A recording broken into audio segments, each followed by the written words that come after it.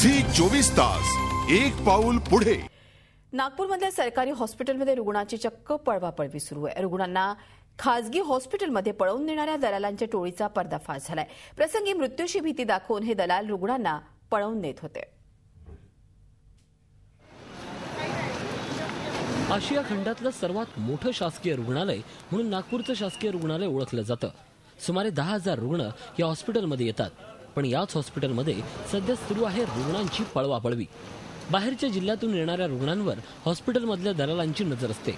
मी त्याला म्हटलं की बाबा आमच्या पेशंटची ताकद नाही आहे, त्याचं आर्थिक परिस्थिती परिपूर्ण नाही आहे की प्रायव्हेट हॉस्पिटलमध्ये जाईन, तर त्यांनी खूप जोर दिला की नाही तुम्ही इथून प्रायव्हेटमध्येच न्या, आमचा चांगला ओळखीचा आहे, तो तुम्हाला सस्त्यामध्ये करून देईल।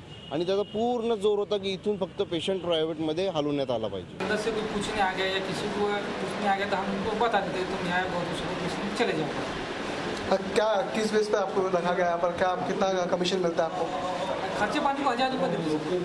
या प्रकरणी 2 दलालांना अटक करण्यात आली आहे। या घटनेनंतर खडबडून जागा झालेल्या रुग्णालय प्रशासनानं आता उपाययोजना करायला सुरुवात केली आहे। आयसीसीयू किंवा महत्त्वाचे वॉर्ड जे आहेत इथे त्याच्या व्यतिरिक्त सुद्धा त्या मेस्को गार्डचे पथकं आमच्या हॉस्पिटलच्या आतमध्ये व हॉस्पिटलच्या परिसरात त्यांना आम्ही सायकली दिलेल्या आहेत आणि ते घेऊन त्यांच्यासोबत ते पूर्ण म्हणजे पाहणी करतात। चांगल्या हॉस्पिटलवर आम्ही तुम्हाला नेतो आणि असे लोकांना मिसगाईड करून तिथून पेशंटला नेत असतात, अशा प्रकारची तक्रार दिली होती।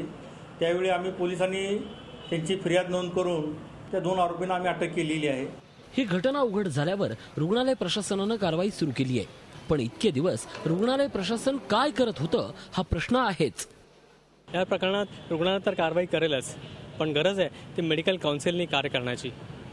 मेडिकल काउन्सिलने संबंधित खासगी डॉक्टरांवर कारवाई करायला हवी, त्यांची मान्यता रद्द केली तरच हे गैरप्रकार थांबू शकतील। व्हिडिओ जर्नलिस्ट रत्नाशील सोबत अखिलेश हळवे, झी 24 तास नागपूर। झी 24 तास एक पाऊल पुढे।